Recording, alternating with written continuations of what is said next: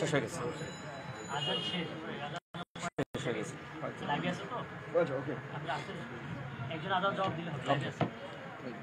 প্রথমে আপনাদেরকে ধন্যবাদ জানাই এবং আপনাদেরকে অভিনন্দন জানাই যে আপনারা জীবনের ঝুঁকি নিয়ে অনেক ধরনের চাপ উপেক্ষা করে যতটুকু নিউজ দেওয়া গেছে, সংবাদ কাভারেজ দেওয়া গেছে, তার চেয়ে বেশি আপনারা চেষ্টা করেছেন। এটা আমরা ব্যক্তিগতভাবে দেখেছি, শুনেছি এবং আমরা জানি। কতিপয় সাংবাদিক হয়তো আপনার পদলেহন করে পয়সা প্লটের জন্য নিজেকে বিকিয়ে দিতে পারে, কিন্তু অধিকাংশ সাংবাদিক সমাজ এই পরিস্থিতির মধ্যেও তারা দেশের মানুষের পক্ষে ছিল।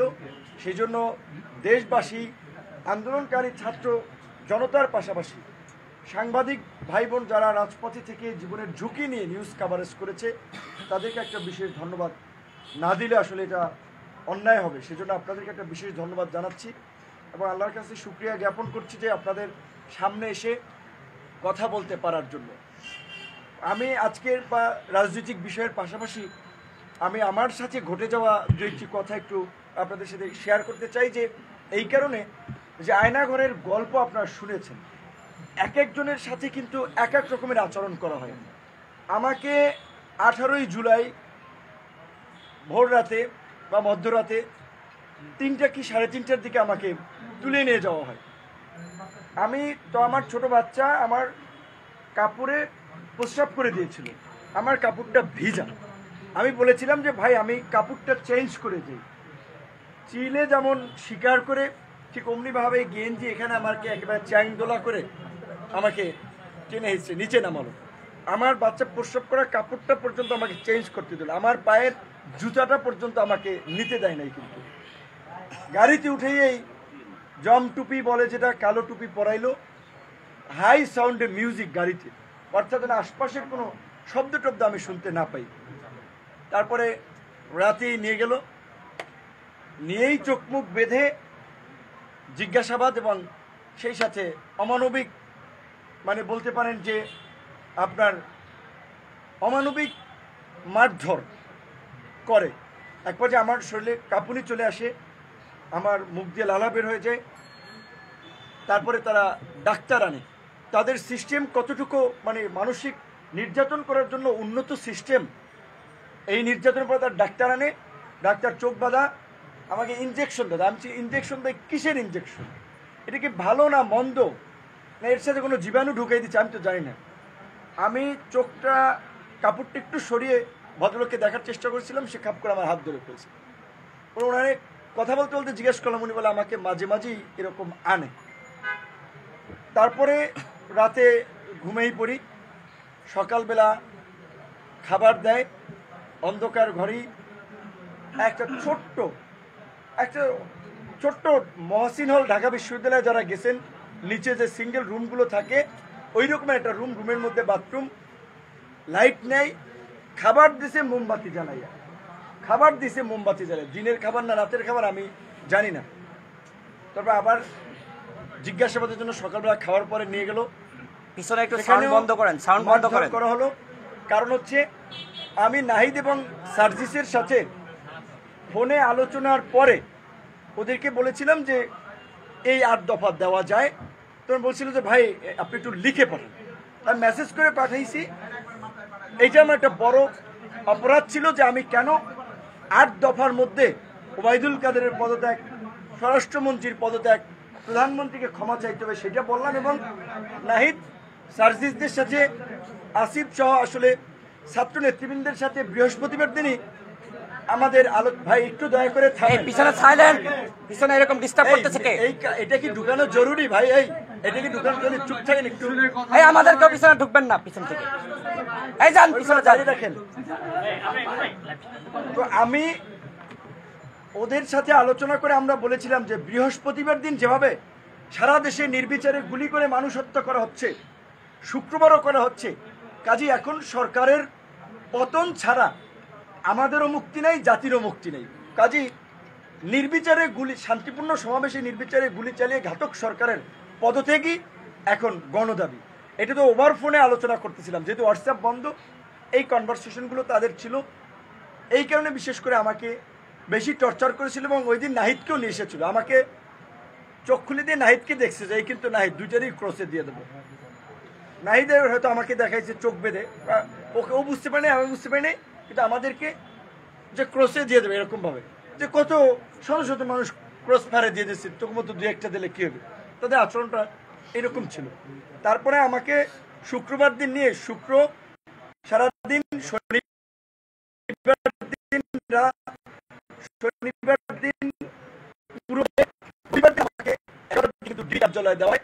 তখন আমি ঘুরিয়ে পুলিশের পায়ে ভোট দিয়ে ডিবি কার্যালয়ে আসি। ডিবি কার্যালয়ে ওখানে এডিসি অ্যাডমিন ছিল শাহিন শাহ। কতটা পাষণ্ড! মুক্তিযুদ্ধের সময় আমরা শুনেছিলাম ধর্ষণ করছে, মায়েরা নাকি মেয়েদের বলছে বাবা তোমরা একটু একজন একজন করে আসো, ছোট্ট মেয়ে আমার। আমাকে একবার দুপুরে ঝুলাইয়া শরীরে পায়ে মারলো।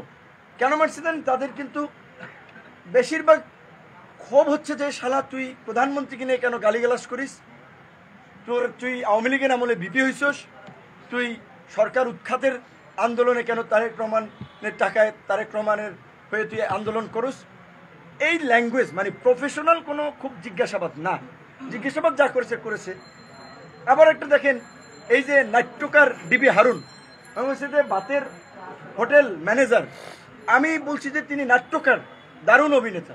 নাট্যকার ডিবি হারুন, আন্দালিব রহমান পার্থর সাথে আমার ব্যক্তিগত সম্পর্ক ছিল। আমি ঈদের আগে তাকে বলছিলাম যে আমি একটু ওই ফ্যামিলি ক্রাইসিসে, আপনি 10 লাখ টাকা আমাকে ধার দেন, আমি আপনাকে আবার দিব হানে। তো সে বলছে যে তোমার সাথে তো আমার ধারের সম্পর্ক না, ঠিক আছে এই এখন এইটা নাও, আর যদি মেকআপ না হয় আবার নিও। সে 4 লাখ টাকা ধার, মানে আমাদের একটা ব্যক্তিগত সম্পর্কে যে ঈদের আগে সেইটারে বানাইছে 64 লাখ টাকা দিছে নাকি, এবং কত ধরনের রংচং মাখাই প্রচার করলো। এবং এই যে ধরেন সেই সময় টিভি, 71 টিভি বা এরকম ধরেন আরও অনেকে রংচং মাখিয়ে প্রচার করেছে। এখন আমি সময় টিভির স্টাফদের দোষ দেবো না, 71 টিভির স্টাফদের দোষ দেবো না, তারা তো চাকরি করে, তাদের অর্ডার ক্যারি করতে হয়, তারা করেছে।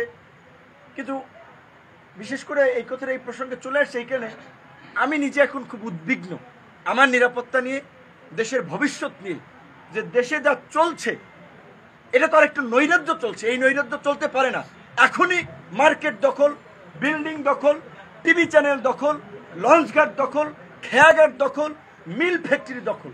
এই যে কোন বাংলাদেশ? এই বাংলাদেশের জন্য কি আমরা বিপ্লব করেছি? আজকে আমরা তরুণরা এই যেখানে বসে আছে, যারা 18 সালে কোটা সংস্কার আন্দোলন করার কারণে মাইরে ককটেল দিয়ে তারে বলছে বিপিনুরা রাশেদ, তারে এই ককটেল মিছিলে মারার জন্য দিয়েছে। প্রত্যেকটা এই শাকিলের মতো মানুষকে র্যাব আপনার অপহরণ করে নিয়ে গেছে। অনেক এই যে তরুণরা, আমরা যে 18 সালে কোটা সংস্কার আন্দোলন শুরু করে আমরা যখন বুঝতে পেরেছি যে কোটা একটা চাকরির ক্ষেত্রে একটা পয়েন্ট, রাষ্ট্র সংস্কার না হলে আমাদের মুক্তি নাই, তাই কিন্তু আমরা দেখেছেন আপনারা কোটা সংস্কার আন্দোলনের পরপরই আমরা রাষ্ট্র সংস্কারের জন্য এই গণ অধিকার পরিষদ নামক তারুণ্যের নতুন ধারার রাজনৈতিক দল, জনতার অধিকার আমাদের অঙ্গীকার, আমাদের অঙ্গীকার দেশ হবে জনতার, এই স্লোগানকে ধারণ করে আমরা এই দলটা গঠন করি। আমরা যদি 18-র পরে এই 24-এর যদি নির্বাচনে অংশগ্রহণ করতাম, অনেকের এমপি হওয়ার মতো আপনার ট্যাক্স ফাইল ছিল না, অনেকের বয়স হয় নাই, তাহলে আমরা কেন জীবন দিচ্ছি, আমরা কেন সংগ্রাম করছি? এই যে এই আন্দোলনে ছাত্র অধিকারের কমিউনিটি পরিষদের সহসভাপতি, কদমতলী থানার যুগ্ম সদস্য সচিব শহীদ হলো, এই চট্টগ্রামে, রংপুরে, অনেকে, সারা দেশে তো শহীদ হয়েছে অসংখ্য মানুষ। কিন্তু আমি বলছি আমরা কেন লড়াইটা করছি? ছাত্র জনতা, রাজনৈতিক দল তো 17 বছরে এই ফ্যাসিবাদের পতন ঘটাতে পারে নাই, ছাত্র জনতা, আম জনতা পতন ঘটিয়েছে। আর এখন আরেক দল লোক লুটপাট শুরু করে দিয়েছে। আমরা হুঁশিয়ারি দিয়ে উচ্চারণ করতে চাই, এই আওয়ামী ফ্যাসিবাদকে, এই 17 বছরের ফ্যাসিবাদকে আমরা উৎখাত করেছি। আজকের এই নব্য লুটপাটকারীদেরকেও আমরা কিন্তু বাংলার যে যা লুটপাট করেছেন, যেখান থেকে লুটপাট করেছেন সেখানে রেখে যাবেন। এবং বিশেষ করে আমি অনতিবিলম্বে মহামান্য রাষ্ট্রপতিকে বলবো, আজকের মধ্যে অন্তর্বর্তীকালীন সরকারে কারা কারা থাকবে সেই বিষয়ে লিখিত সিদ্ধান্ত জানিয়ে দিন।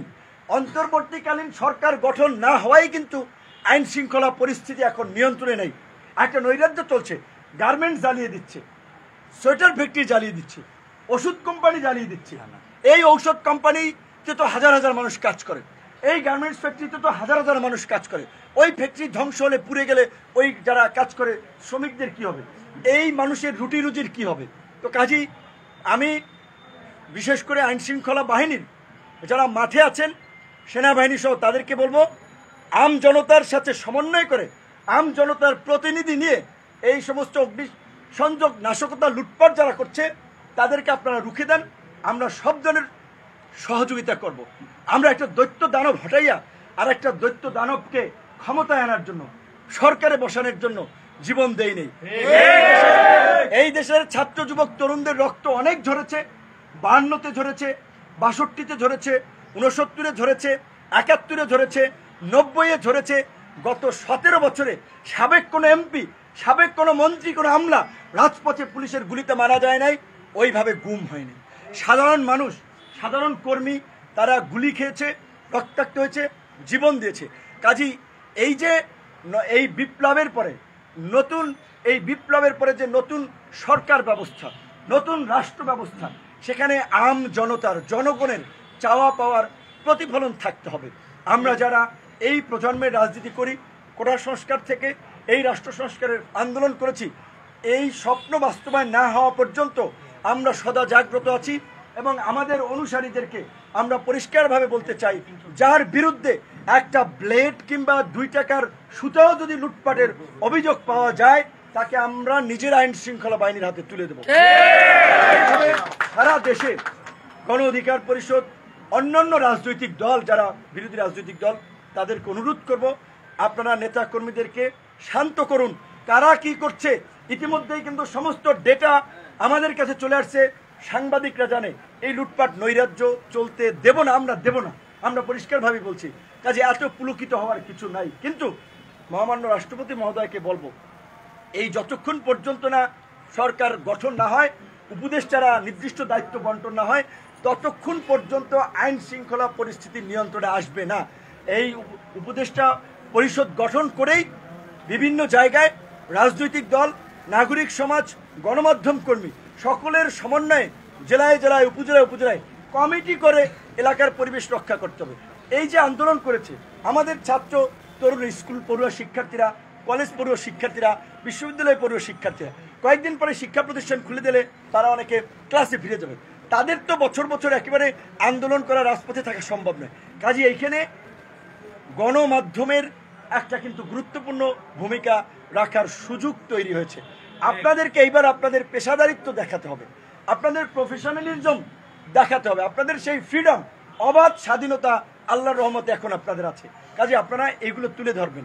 আজকে ছাত্র, শিক্ষক, অভিভাবক, এই যে যারা পানি এগিয়ে দিয়েছিল, মায়েরা তার সন্তান নিয়ে রাজপথে এসেছিল, ঠিক একইভাবে এই নৈরাজ্য, লুটপাট এবং আগামীতে যেন আমরা একটা সুন্দর বাংলাদেশ বিনির্মাণ করতে পারি, সেই ধরনের একটা জন আকাঙ্ক্ষার রাজনৈতিক দলকে, রাজনৈতিক নেতৃবৃন্দকে সরকারে বসানো, রাষ্ট্র ক্ষমতায় নিয়ে আসা, সেজন্য আমাদেরকে সাপোর্ট করতে হবে। অন্তর্বর্তীকালীন সরকার 3 মাসের হবে না 6 মাসের হবে না 3 থেকে 6 বছর হবে, সেটা রাজনৈতিক দলের সাথে আলোচনা সাপেক্ষে, ছাত্র তরুণদের প্রতিনিধিদের সাথে আলোচনা সাপেক্ষে একটা সিদ্ধান্ত নিতে হবে। কিন্তু একই সাথে আমাদের খেয়াল রাখতে হবে, একটা অনির্বাচিত সরকার যদি দীর্ঘদিন ক্ষমতায় থাকে, তাদের তো ওইভাবে অনেকের রাষ্ট্র পরিচালনার অভিজ্ঞতা নাই। ডক্টর মোহাম্মদ ইউনূস স্যারকে প্রধান করা হয়েছে, এটা তো আমরা অনেক আগে থেকেই বলেছি যে বাংলাদেশে ডক্টর মোহাম্মদ ইউনূস স্যারের লেভেলের লোক এই মুহূর্তে নাই। সো তার প্রশ্নে আমাদের অগাধ শ্রদ্ধা, ভালোবাসা, সমর্থন আছে। কিন্তু একটা গণতান্ত্রিক রাষ্ট্র তো নির্বাচিত জনপ্রতিনিধিদেরকে যত দ্রুত সম্ভব রাষ্ট্র পরিচালনায় নিয়ে আসতে হবে জনগণের ম্যান্ডেট নিয়ে। এখন আমরা মনে করি যে 3 থেকে 6 মাসের মধ্যে, 3 থেকে 6 মাস মেয়াদে একটা অন্তর্বর্তীকালীন সরকার হতে পারে।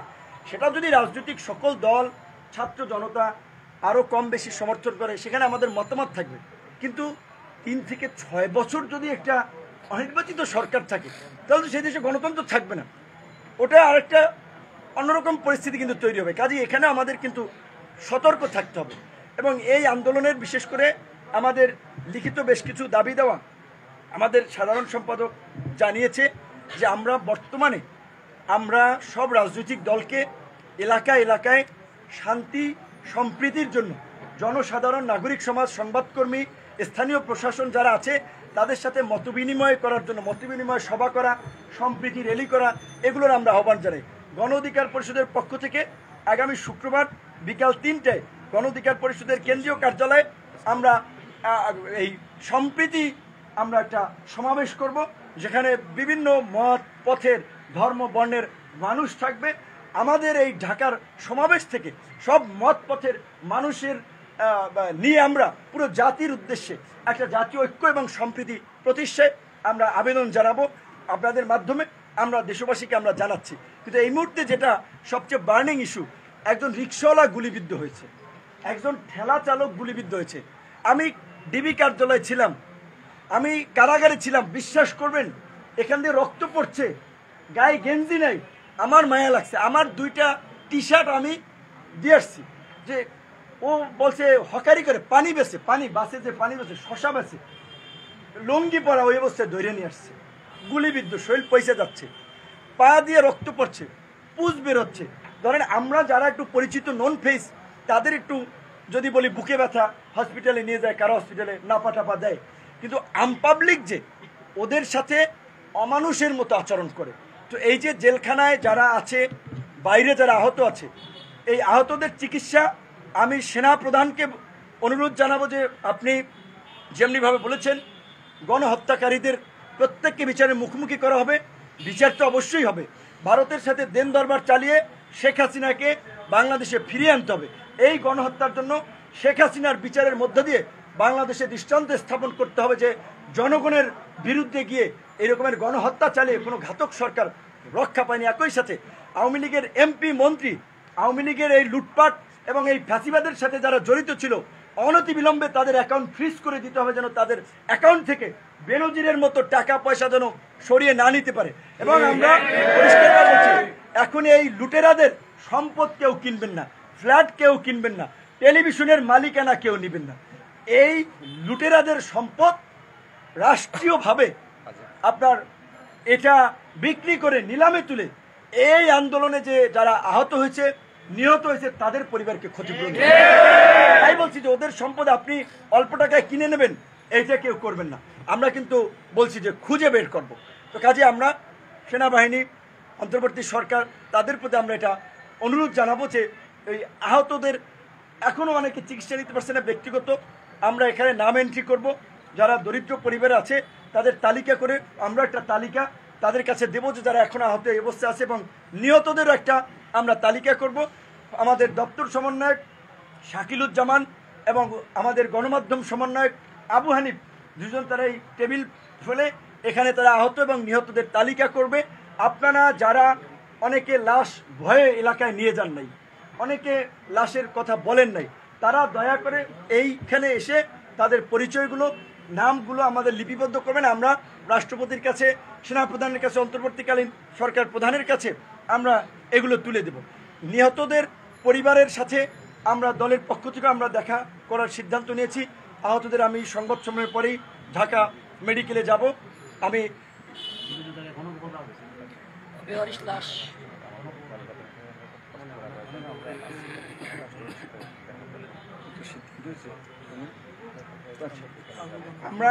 আমরা যেটা বিশেষ করে এই মুহূর্তে গুরুত্বপূর্ণ যে আমি একটু বলি, আমাদের সভাপতি নুরুল হক নূর তিনি কারাবন্দী ছিলেন, যে কারণে আসলে রাষ্ট্রপতির সাথে সংলাপে আমি উপস্থিত হয়েছিলাম। তো আমরা দলগতভাবে আমরা একটি প্রস্তাবনা, এই যে অন্তর্বর্তীকালীন সরকার গঠিত হবে, সেজন্য আমরা দলগতভাবে আমাদের সভাপতি সহ আমরা একটি প্রস্তাবনা দেওয়ার জন্য আমরা রাষ্ট্রপতির সাথে আমরা বৈঠকে বসবো। না, এটা রাষ্ট্রপতি বলেছে যে রাজনৈতিক দলগুলোর মতামত ছাত্রদের পাশাপাশি সেটা তো হবে। তো এই মুহূর্তে যেটা আর একটা কথা যেটা আমি বলতে চাচ্ছিলাম, এখন আমাদের আরও একটা যেটা বলছে, আহত নিহতদের ক্ষতিপূরণ চিকিৎসার পাশাপাশি একটা বার্নিং ইস্যু হচ্ছে প্রশাসনের মধ্যে যে একটা দুর্বৃত্তের সিন্ডিকেট যারা গড়ে উঠেছিল, তাদেরকে কিন্তু অনতিবিলম্বে গ্রেপ্তারের ব্যবস্থা করা, তাদেরকে বিচারের মুখোমুখি করতে হবে, নাহলে তারা দেশ থেকে পালিয়ে যাবে। এবং সামগ্রিকভাবে যে আমাদের একটা রাষ্ট্র মেরামত বা এই মুহূর্তে ইন্টারিম গভর্নমেন্ট যেটা করতে পারে তার একটা রূপরেখা সংক্ষিপ্তভাবে কিন্তু আমাদের সাধারণ সম্পাদক উল্লেখ করেছে যে শিক্ষা প্রতিষ্ঠানে গণতান্ত্রিক মূল্যবোধ বিকশিত করার জন্য সকল বিশ্ববিদ্যালয় কলেজগুলোতে ছাত্র সংসদ নির্বাচন করা। ঢাকা বিশ্ববিদ্যালয়, রাজশাহী বিশ্ববিদ্যালয়, জাহাঙ্গীরনগর সহ 4টি যে স্বায়ত্তশাসিত বিশ্ববিদ্যালয় আছে, দেশের সমস্ত পাবলিক বিশ্ববিদ্যালয়গুলোকে স্বায়ত্তশাসন দেওয়া। কারণ যদি স্বায়ত্তশাসন থাকে সেখানে শিক্ষকদের কিছুটা ফ্রিডম থাকে, ছাত্রদের কিছুটা ফ্রিডম থাকে। ছাত্র সংসদ নির্বাচন যদি থাকে এবং এই আপনার স্বায়ত্তশাসন যদি থাকে, তাহলে এই যে ছাত্র সমাজ একেবারে 52 থেকে 71, 90 থেকে 24 বারবার যে প্রতিবাদের মাধ্যমে ফ্যাসিবাদ গণবিরোধী সরকারকে রুখে দিয়েছে, এইটা রুখে দিতে পারবে। এবং এখন এই নির্বাচন কমিশন, বিচার বিভাগ, দুর্নীতি দমন কমিশন, এটা কিন্তু সংস্কার করতে হবে। এই যে 16 লক্ষ কোটি টাকা দেশের গত 15 বছরে পাচার হয়ে গেছে, এই পাচারকৃত অর্থ ফিরিয়ে আনতে হবে, দেশের উন্নয়নের কাজে লাগাতে হবে। দেশের মেধাবী সন্তানরা যারা এই দেশে মূল্যায়ন না পেয়ে দেশত্যাগ করে চলে গিয়েছেন, তাদের সাথে যোগাযোগ করে আমরা এই রাষ্ট্র পুনর্গঠনে তাদেরকে দেশে এসে এখন দায়িত্ব নেওয়ার আমরা আহ্বান জানাবো। ডক্টর মোহাম্মদ ইউনূসের মতো একজন প্রোগ্রেসিভ, লিবারেল, এতটা broad minded, internationally well known, well connected এইরকম একজন ব্যক্তি আমরা পেয়েছি। এটা আমাদের দেশের জন্য যে একটা কত বড় সম্পদ। তো কাজেই তার হ্যান্ডস লাগবে, তার হেল্পিং হ্যান্ডস লাগবে এই রাষ্ট্রকে মেরামত করার জন্য। সুতরাং আমি আমাদের দেশের যারা বংশোদ্ভূত সন্তানেরা বাইরে আছেন, ইঞ্জিনিয়ার, ডাক্তার, প্রকৌশলী, যারা বিভিন্ন সেক্টরে গুরুত্বপূর্ণ দায়িত্ব পালন করছেন, তাদেরকে বলবো বাংলাদেশ, আপনার মা মাটি আপনাকে ডাকছে। এই বাংলাদেশকে নতুন করে বিনির্মাণ করতে হবে। নয়া রাষ্ট্র ব্যবস্থার জন্য রাজনৈতিক সমঝোতার প্রয়োজন হবে। অবশ্যই রাজনৈতিক দলগুলো সেই সমঝোতার আলোকে, আপনারা জানেন যে এই গত নির্বাচনের আগে আপনারা একটা 31 দফা রূপরেখা দিয়েছে। এবং আমাদের প্রবাসী ভাই বোনদের প্রতি আমি একটা জিনিস আহ্বান জানাবো, এখন এটা জনগণের সরকার হবে। ইন্টারিম গভর্নমেন্ট হইলেও আমাদের সমস্ত রাজনৈতিক দলের সমর্থন আছে। কাজে এই যে দেশের যে ইকোনমির যে আপনার বেহাল দশা, এখন থেকে আপনারা প্রত্যেকটা পয়সা পাঠাবেন ব্যাংকিং চ্যানেলে, রেমিটেন্সের মাধ্যমে। এখন আমাদের অর্থনীতি সচল করতে হবে। একই সাথে আমি এই কারাগারে রিমান্ডে যাওয়ার আগে একটা দুঃখজনক ঘটনা আমরা শুনেছিলাম। আপনারা জানেন দুবাইয়ে আমাদের প্রবাসী বাংলাদেশিরা, এই যে বাংলাদেশে আমাদের ছাত্র ভাইদেরকে যে হত্যা করা হচ্ছিল, এর প্রতিবাদ করে ঘরোয়াভাবে একটা প্রোগ্রাম করে সম্ভবত 57 বাংলাদেশি সহ বেশ কয়েকজনকে কারাদণ্ড দিয়েছে বিভিন্ন মেয়াদে। তো আমরা সেখানে দুবাইয়ের যারা দূতাবাস আছে, বাংলাদেশের অন্তর্বর্তীকালীন সরকার অবশ্যই সেই আমাদের প্রবাসী যোদ্ধা যারা এই দ্বিতীয় মুক্তিযুদ্ধের জন্য ত্যাগ স্বীকার করতে গিয়ে সেই কারাগারে, আপনার বিদেশের কারাগারে বন্দী হয়েছেন, তাদের মুক্তির জন্য ব্যবস্থা করতে হবে। প্রবাস থেকে যারা আমাদের এই আন্দোলন সংগ্রামে উৎসাহ জুগিয়েছেন, সহযোগিতা করেছেন, গণতন্ত্রের পক্ষে, মানবাধিকারের পক্ষে জোরালো ভূমিকা রেখেছেন, বিশেষ করে বেশ কয়েকজন সাংবাদিকের নাম না বললেই নয়, জুলকার নাইম, সাহের, নাগরিক টিভির টিটু, কনক সরোয়ার, শাহেদ আলম, এরকম আরো অনেকে, মাফ করবেন যে সবার নাম না বলতে পারে কারণ এই মুহূর্তে মনে আসছে না। তো এই সমস্ত হিরোদেরকে, তারা দেশে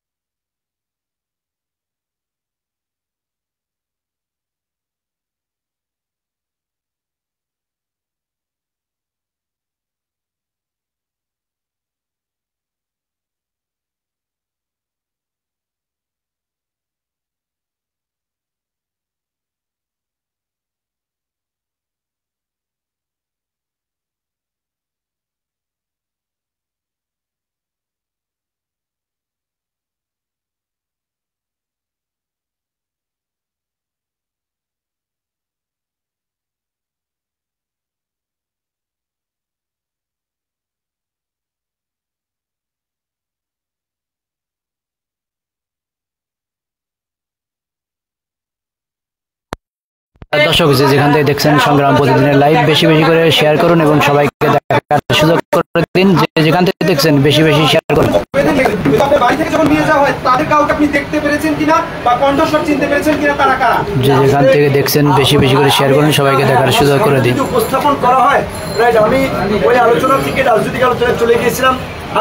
আমি একজনকে চিনতে পারবো, তার পুরো ফেস আমার মেমোরিতে সেভ হয়ে আছে। যেমন ডিবি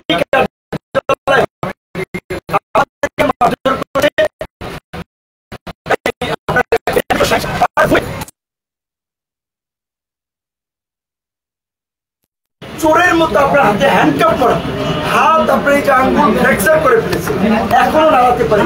তাদের চোখ খোলা অবস্থায় মেরেছে শাহিনশাহ নুরুল নবী, তাদেরকে তো আমরা চিনি। এবং আরো যারা এই যে মেরেছে, এটা কিন্তু ওই শাহিনশাহ নুরুল নবীদেরকে ধরলেই কিন্তু বের হয়ে যাবে। এবং এটা শুধু বিভিন্ন একা মার খেয়েছে এই যে, অনেকে সামাজিক অবস্থানের কারণে নেতা কর্মীরা ডিমোটিভেট হবে, এই কারণে মায়ের খেয়ে রক্তাক্ত হয়ে নতুন পাঞ্জাবি পরে আদালতে হাজির হয়েছে। আমি বলেছিলাম যে জামাতের সেক্রেটারি জেনারেল একজন মুরব্বী মানুষ, তার মতো মানুষের গায়ে হাত তুলেছে।